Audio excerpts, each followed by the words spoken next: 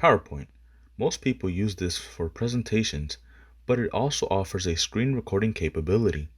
It is a free, reliable tool that comes with Office 365 and can get the job done for most basic screen recording projects.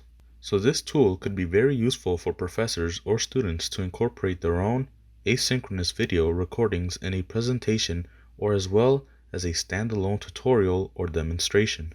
If, for some reason, PowerPoint is not a viable option for screen recording, we recommend using Zoom's recording option or Microsoft Stream. For either of these options, you will need access to the internet. QuickTime is also a good alternative screen recording option for Mac users.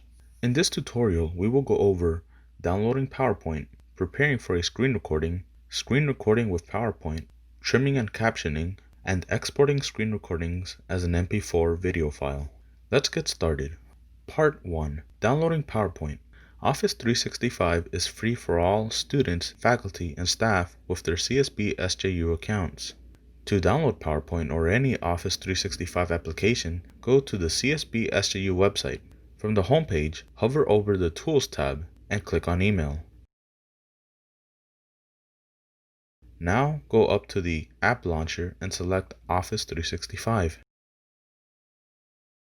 Now click on Install Office. Part 2. Preparing for a screen recording.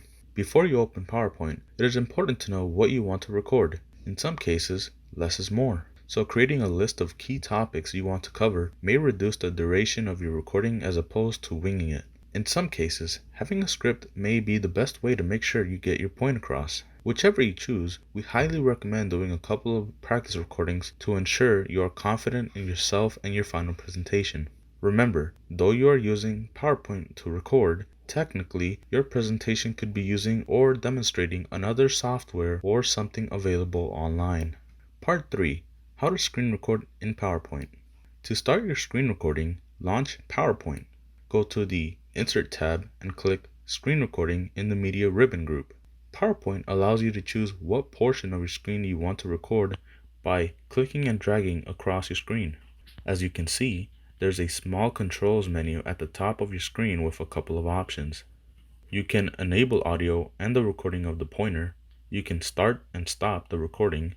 If you don't want the controls menu, you can close it by clicking the exit button. Alternatively, you can pin it to the top of your screen so it doesn't fade away by clicking the pin. Part 4. Trimming and captioning. Once you are finished with your screen recording, the video will appear on the slide of your PowerPoint. To trim the beginning and end of your screen recording, go to the Playback tab and select Trim Video in the Editing ribbon group. A new page will pop up allowing you to trim and play your video to make sure the edits are precise. Let's say the screen recording was a little long for the purposes of your presentation. You can add a bookmark to have the video start at any point along the video. Just move the playhead to your new starting point and select Add Bookmark in the Bookmarks ribbon group. You can even insert captions if there is an accessibility requirement to your video. Part 5. Exporting as an MP4. If you intend to upload this video to YouTube or share this with other people, you can export this as an MP4 video file. To do so, go to File, go down to Export. If you'd like, you can change the resolution of your video, but Full HD is recommended. You should be able to leave the other settings alone. Select Create Video, give the video a file name and choose a place on your computer that is easily accessible. Make sure the file type remains MPEG-4 video, listed as .mp4, and click Save. The desktop is a good spot to export your finished file. Once the file is finished exporting, consider organizing your files with clearly labeled folders. Thank you for watching this video tutorial.